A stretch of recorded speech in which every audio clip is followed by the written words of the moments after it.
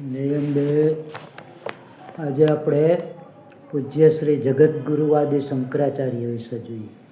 નાની ઉંમર, જન્મ સમયમાં યોગ, સમય પછીમાં પિતાજીનું અવસાન, શિવ ગુરુ થયેલ. 5 વર્ષની ઉંમરે ગુરુકુળમાં દાખલ કરવામાં આવે. એક વખત ભિક્ષા માગવા ગયેલ. ઘરમાં અન્નનો દાણો ન હતો. ફળિયામાં આંબળાનું વૃક્ષ હતું, તે તોડી માતાએ એક ફળ ભિક્ષામાં આપેલ. તે માતાનું હૃદય ભરાઈ આવે. આચાર્ય બાળશંકર સમજી ગયા.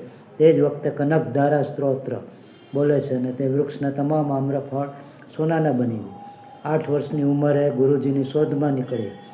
ગુરુ ગોવિંદપાદ પરિચય પૂછે છે, ત્યારે ચિદાનંદ રૂપ શિવહોમ શિવહોમ સ્ત્રોત્રથી જવાબ આપે છે. એક વખત નર્મદાનું પૂર ગુફામાં આવ્યું. તે વખતે કમંડળ રાખી મંત્ર શક્તિથી પૂરનું પાણી કમંડળમાં સમાવી લીધું. 16 વર્ષની ઉંમરે સ્વતંત્ર ગ્રંથો અને ભાષ્યોની રચના કરે. 12 વર્ષની ઉંમરે પરમહંસની દીક્ષા મળે. તે સમયમાં લગભગ 80 સંપ્રદાયો સાથે શાસ્ત્રાર્થ કરે, વિજય પ્રાપ્ત કરે. 32 વર્ષ પૃથ્વી ઉપર રહ્યા. ગુરુ પરંપરા મહર્ષિ વેદવ્યાસે સુખદેવજીને, ગોવિંદપાદે શંકરને અદ્વૈત વેદાંતનું જ્ઞાન આપેલ. અને ગુરુ પરંપરા નારાયણથી બ્રહ્મ, વશિષ્ઠ, શક્તિ, પરાશર, વેદવ્યાસ, સુખદેવ, ગૌડપાદ, ગોવિંદપાદ અને શંકર.